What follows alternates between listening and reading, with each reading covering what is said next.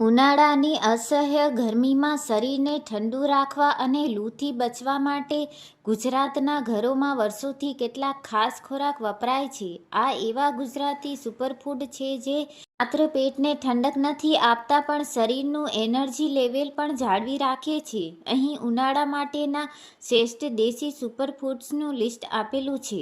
છાશ the ultimate cooler. ગુજરાતીઓનું ઉનાળું સૌથી મોટું હથિયાર એટલે છાશ. કેમ બેસ્ટ છે? તે નેચરલ પ્રોબાયોટિક્સ છે જે પાચન તંત્ર મજબૂત કરે છે. કેવી રીતે લેવી? બપોરે જમ્યા પછી જીરું, સંચળ અને ફુદીનો નાખેલી ઠંડી છાશ પીવાથી આખો દિવસ શરીરમાં પાણીની કમી થતી નથી. કાચી કેરીનો પન્નો. બાફેલો. કાચી કેરીને બાફીને તેમાં ગોળ, ફુદીનો અને શેકેલું જીરું નાખીને આ પરંપરાગત ડ્રિંક બનાવવામાં આવે છે. કેમ બેસ્ટ છે? આ ડ્રિંક આપણને લૂ લાગવાથી બચાવે છે. તે શરીરમાં ઇલેક્ટ્રોલાઇટ્સનું સંતુલન જાળવી રાખે છે. તાળગોળા ગળેલી. ઉનાળામાં ખાસ મળતું આ ફળ પાણીથી ભરપૂર હોય છે અને તેની તાસીર ખૂબ જ ઠંડી હોય છે. કેમ બેસ્ટ છે? તે પેટની બળતરા શાંત કરે છે અને કાળઝાળ ગરમીમાં શરીરનું તાપમાન તરત જ નીચું લાવવામાં મદદ કરે છે. તેમાં વિટામિન બી અને પોટેશિયમ ભરપૂર માત્રામાં હોય છે. સબ્જાના બીજ. સબ્જાના બીજને પાણીમાં 5-10 મિનિટ પલાળવાથી તે જેલ જેવા ફૂલી જાય છે. કેમ બેસ્ટ છે? આ બીજ કુદરતી રીતે શરીરને અંદરથી ઠંડક આપે છે. કેવી રીતે લેવા? તેને તમે લીંબુ શરબત, વરિયાળીના શરબતમાં અથવા સાદા પાણીમાં નાખીને પી શકો છો. તે એસિડિટીમાં પણ રાહત આપે છે. રાબડી. જવ બાજરીના ઓસામણ. ગુજરાતના ગ્રામીણ વિસ્તારોમાં ઉનાળામાં સવારે જવ અથવા જુવારના લોટની ખાટી રાબ પીવાની પ્રથા છે. જવની તાસીર ખૂબ ઠંડી હોય છે જે આખો દિવસ લૂ સામે રક્ષણ આપે છે. ઉનાળા માટે ક્વિક ટિપ્સ. કાંદા. બપોરના ભોજનમાં કાચી ડુંગળી ખાવાનું રાખવું. તે લૂ સામે છાલનું કામ કરે છે. રીંગણ, બટાકા છોડો. હળવા શાકભાજી ખાઓ. દૂધી, તુરિયા, ગલકા અને ટિંડોળા જેવા પાણીનો ભાગ વધારે હોય તેવા શાકભાજી વધુ ખાવા. ગોળનું પાણી. ખાંડના શરબત કરતાં ગોળ લીંબુનું શરબત ઉનાળામાં વધુ ફાયદાકારક છે.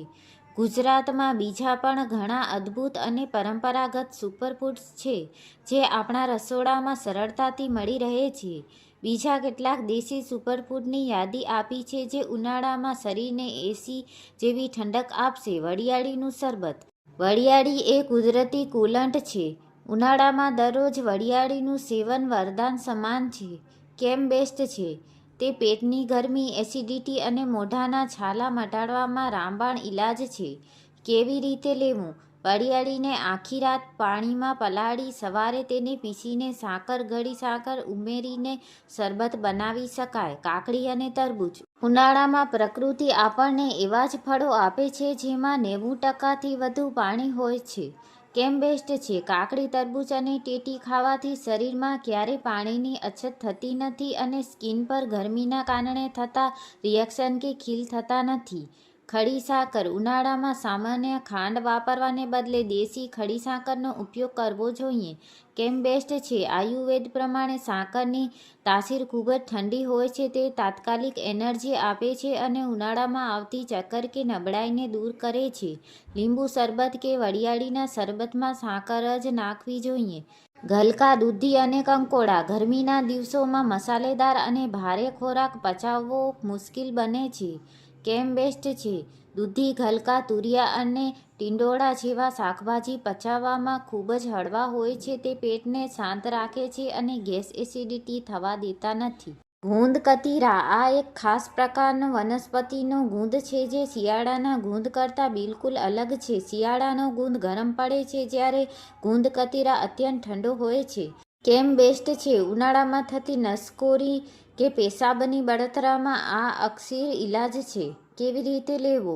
1 ચમચી ગુંદ કતીરાને રાત્રે પાણીમાં પલાળી દો. સવારે તે જેલી જેવો થઈ જશે. તેને દૂધ શેક કે શરબતમાં મિક્સ કરીને પી શકો છો. ધાણા જીરાનું પાણી. કેવી રીતે બનાવવું? આખા ધાણા અને જીરાને રાત્રે પાણીમાં પલાળી રાખવા. સવારે આ પાણીને ગળીને પી જવું. કેમ બેસ્ટ છે? આ પાણી શરીરના આંતરિક તાપમાનને નિયંત્રિત કરે છે અને હાથ પગના તળિયામાં થતી બળતરા રોકે છે. આટલું ખાસ યાદ રાખો. માટલાનું પાણી. ફ્રીજના બરફ જેવા ઠંડા પાણીને બદલે દેશી માટલાનું પાણી પીવો. તે શરીરને કુદરતી રીતે ઠંડુ રાખે છે અને ગળું ખરાબ નથી થતું.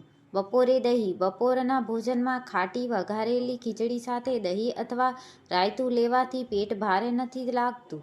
ઉનાળાની કાળઝાળ ગરમીમાં નાની નાની આદતો બદલવાથી શરીરને મોટી રાહત મળે છે. અહીં કેટલીક એવી દેશી પદ્ધતિઓ, રસોડાની ટિપ્સ અને આયુર્વેદિક ઉપાયો આપ્યા છે જે ગરમી સામે રક્ષણ આપશે. રાત્રે માટીના વાસણમાં પાણી રાખવું. ફ્રીજના પાણીથી તરસ છીપાતી નથી અને ગળું પણ પકડાઈ જાય છે. શું કરવું? રાત્રે દેશી માટલામાં પાણી ભરી તેમાં થોડો પુદીનાના પાન અથવા ગુલાબની પાંખડીઓ નાખી દો. સવારે આ પાણી અમૃત જેવું ઠંડુ અને સુગંધિત બની જશે જે શરીરને આંતરિક ગરમી શાંત કરશે. વઘારમાં રાઈને બદલે જીરાનો ઉપયોગ. ઉનાળામાં આપણે મસાલાની પસંદગી પણ બદલવી જોઈએ. ટીપ: રાઈની તાસીર ગરમ હોય છે જ્યારે જીરું ઠંડક આપે છે. તેથી ઉનાળામાં શાક કે દાળના વઘારમાં જીરાનો વપરાશ વધારો. ઉપરાંત ગરમ મસાલો, તજ અને લવિંગનો ઉપયોગ બિલકુલ ઓછો કરી દેવો. હાથ પગના તળિયાની બળતરા માટે કાંસાની વાટકીનો ઉપયોગ. ઘણા લોકોને ઉનાળામાં રાત્રે હાથ અને પગના તળિયામાં અસહ્ય બળતરા થતી હોય છે. ઉપાય: રાત્રે સૂતા પહેલા પગના તળિયે ગાયનું શુદ્ધ ઘી અથવા નાળિયેર તેલ લગાવીને કાંસાની વાટકીના તળિયાથી 5-10 મિનિટ ઘસવું. આનાથી શરીરની બધી જ ગરમી પગના તળિયા વાટે બહાર નીકળી જશે અને ઊંઘ પણ સરસ આવશે. બપોરે બહાર નીકળતી વખતે દેશી નુસ્ખો. જો તમારે બપોરના તડકામાં અગત્યના કામો બહાર જવું પડે તેમ હોય તો ટીપ: ખિસ્સામાં એક નાનો કાચો કાંદો રાખવો. આપણા વડીલો કહેતા કે કાંદો ગરમીના તરંગોને શોષી લે છે અને લૂ લાગવા દેતા નથી. સામે જ કોટનનું સફેદ કપડું માથે અને મોઢે બાંધીને જ નીકળવું. રાત્રે હળવો ખોરાક. ઉનાળામાં આપણી જઠરાગ્રી પાચનશક્તિ મંદ પડી જાય છે. શું ખાવું? રાત્રે ભારે ભોજન જેમ કે પરોઠા, પૂરી કે પંજાબી શાક ખાવાનું ટાળવું. તેના બદલે દૂધીનો હલવો, શાક, મગની દાળની ખીચડી અને દહીં અથવા મોળી છાશ લેવી. આનાથી સવારે પેટ સાફ આવશે અને શરીરમાં ભારેપણું નહીં લાગે. આયુર્વેદિક ગુલકંદ. ગુલાબની પાંખડીઓ અને સાકરમાંથી બનતું ગુલકંદ ઉનાળાનું શ્રેષ્ઠ ટોનિક છે. કેવી રીતે લેવું? રોજ રાત્રે સૂતી વખતે 1 ગ્લાસ ઠંડા દૂધમાં 1 ચમચી ગુલકંદ મિક્સ કરીને પીવું. તે પેટના અલ્સર, મોઢાના છાલા અને પિત્તને જડમૂળથી ગાયબ કરી દેશે. ક્વિક લિસ્ટ: ઉનાળામાં શું કરવું અને શું ન કરવું? શું કરવું, શું ન કરવું? સુતરાઉ અને આછા રંગના કપડાં પહેરવા. તીખો, તળેલો અને વધુ પડતો ચીઝ બટરવાળો ખોરાક ટાળવો. વહેલી સવારે અથવા સાંજે કસરત, વોકિંગ કરવું.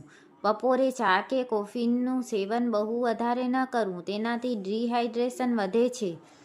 આખા દિવસમાં 3 થી 4 લીટર પાણી કે પ્રવાહી લેવું. તડકામાંથી આવીને તરત જ ફ્રીજનું એકદમ ઠંડુ પાણી ન પીવું.